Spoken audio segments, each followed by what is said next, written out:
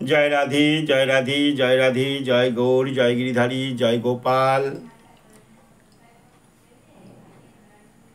সুধী ভক্তবৃন্দ,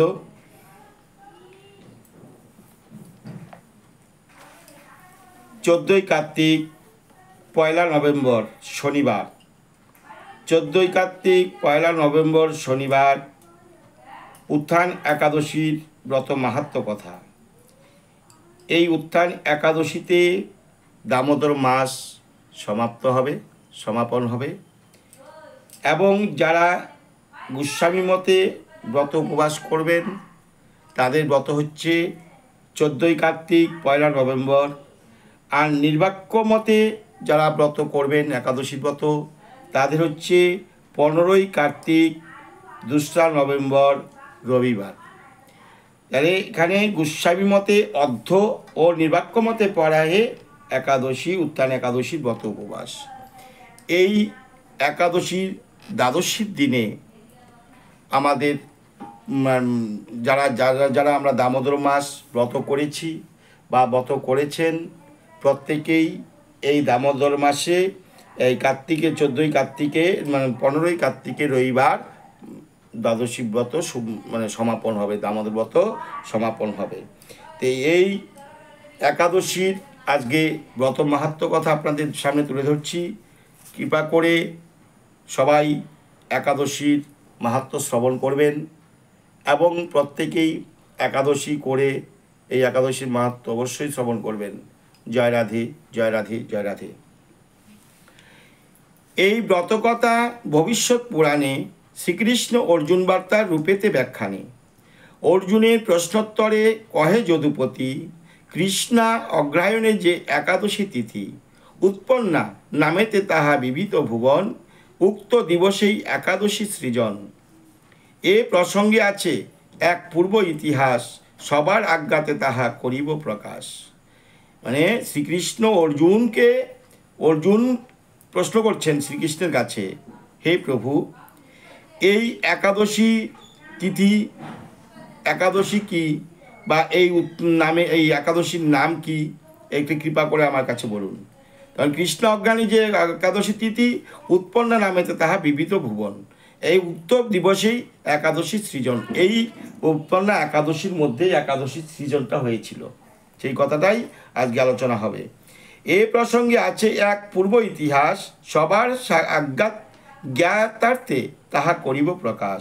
মূঢ়দৈত্য দ্বারাই ইহা হইয়া পরাজিত, দেবতা নিকট স্বর্গ হতে বিতাড়িত। উপনীত হয়ে তবে বৈকুণ্ঠ নগরে, বহুস্তব স্তুতি করে দেব গদাধরে। মানে মূঢ় নামে এক দৈত্য ছিল, ওই দৈত্যরা কি করতো, ওই দেবতাদের সঙ্গে যুদ্ধ করতে করতে করতে দেবতাদেরকে হাই বানাতো। বিশাল যুদ্ধ, মানে অসুরদের সঙ্গে দেবতারা পারতো না তো। কারণ এরা হচ্ছে শিবের আরাধনা, ব্রহ্মার আরাধনা করতে করতে এদের বর পায়া এরা এরকম যুদ্ধ করতো।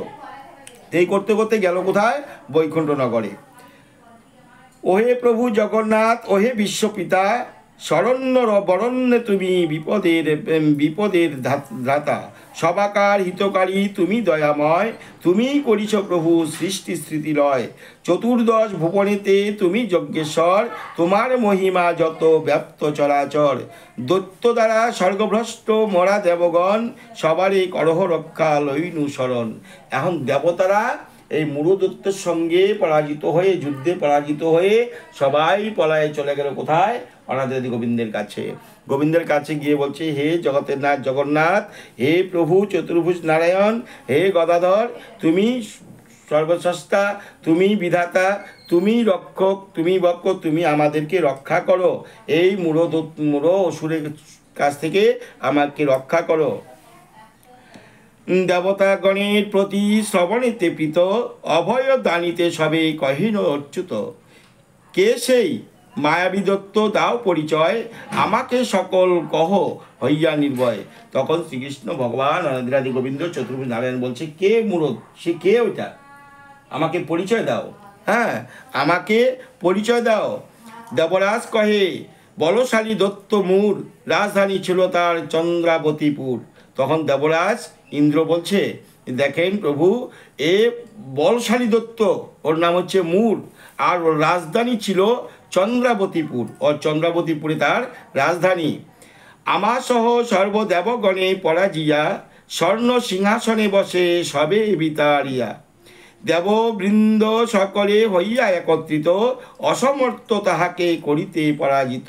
কি করলেন? আমাদেরকে সকল দেবতাদেরকে পরাজিত করে সিংহাসনে গিয়ে বসলেন, কিন্তু ইন্দ্রের সিংহাসনে গিয়ে বসলেন, কিন্তু তাকে পরাজিত করার মতো আমাদের কোনো শক্তি হলো না, আমরা তাকে পরাজিত করতে পারলাম না। হে জলাশায়ীন দেবগণে কৃপা করে আপনি করুণ বধ সেই দৈত্য বরে। গদাধর কহিলেন, ওহে দেবগণ, তোমরা পাইবে পুনঃ স্বর্গ সিংহাসন। তখন শ্রীকৃষ্ণ ভগবান বললেন, তোমরা চিন্তা করো না, তোমাদের সিংহাসন তোমরা পাবে, তোমাদের কোনো চিন্তা করতে হবে না। আমার দ্বারা সেই দৈত্য হইবে নিহত, দেখি সেই দৈত্যবর ধরে বল কত। তখন বলছে, দেখো সেই শক্তি, এত তার বল, দেখি তার কত বল আছে, আমি তাকে বধ করব, তোমাদের কোনো চিন্তা করতে হবে না।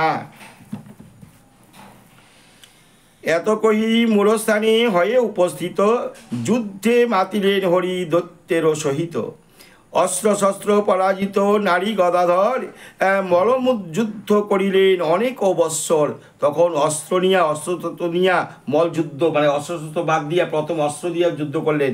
অস্ত্র দিয়া যুদ্ধ করার পরে অস্ত্র ছাড়া মল্লযুদ্ধ মানে কুস্তি, অস্ত্র ছাড়া কুস্তি বহুত বৎসর তারা দুইজনে, ওই শ্রীকৃষ্ণ ভগবান আর ওই মূলদৈত্য বহুত বৎসর ওনারা যুদ্ধ করলেন।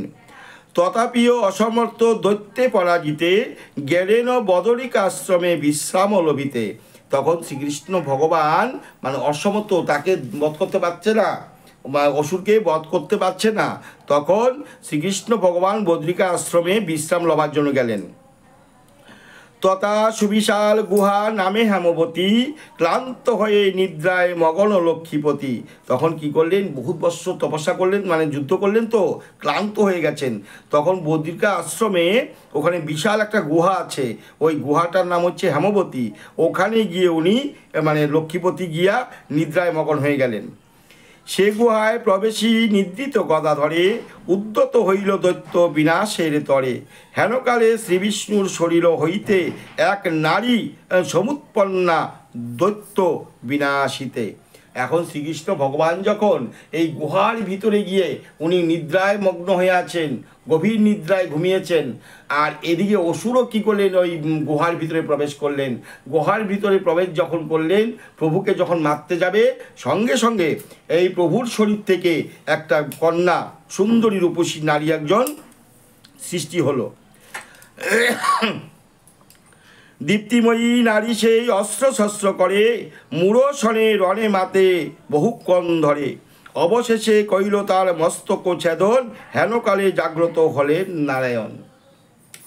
হ্যাঁ, এখন প্রভুর শরীর থেকে একটা সুন্দর নারী যখন সৃষ্টি হলেন, ওই নারী ওই মূঢ় দৈত্যের সঙ্গে যুদ্ধ করলেন। বহুক্ষণ যুদ্ধ করার পর ওর মাথাটাকে ছেদন করে ফেললেন। ওই নারী ওই মাথাটাকে ছেদন করে ফেললেন এই মূঢ় দৈত্যের। যখন মূঢ় দৈত্যের মাথা ছেদন হয়ে গেল, সঙ্গে সঙ্গে প্রভুর নিদ্রাভঙ্গ হলো। দেখেন মূঢ়েরও মৃতদেহ ভূমি পড়ে, আর সেই রমণী দাঁড়ায়ে জোর করে। সবিনীতা হয়ে কহিলেন সেই কন্যা, প্রভু তব অংশে আমি হলাম উৎপন্না। এখন দেখে, প্রভু নয়ন খুলে দেখে সেই মূঢ়র দেহটা মাটিতে পড়ে আছে, দেহটা মাটিতে পড়ে আছে, আর একটা কন্যা হাত জোর করে দাঁড়িয়ে আছে। হাত জোর করে দাঁড়িয়ে প্রভু যখন জেগে উঠলেন, সেই কন্যা বললেন, প্রভু আমি আপনার অংশ থেকে আমি সৃষ্টি হয়েছি, হ্যাঁ, আমি আপনার অংশ থেকে আমি উৎপন্ন হয়েছি। তোমারে বদিতে মূঢ় আইলে উদ্যত, তবে আমি যুদ্ধ করি বদিলাম দৈত্য। তখন আপনাকে যখন মারতে আসলো, তখন আপনার শরীর থেকে আমি উৎপন্ন হয়ে সেই দৈত্যকে আমি বধ করলাম। নারায়ণ কহিলেন, শোনো হে কন্যা, তুমি মম পরাশক্তি হইতে উৎপন্না।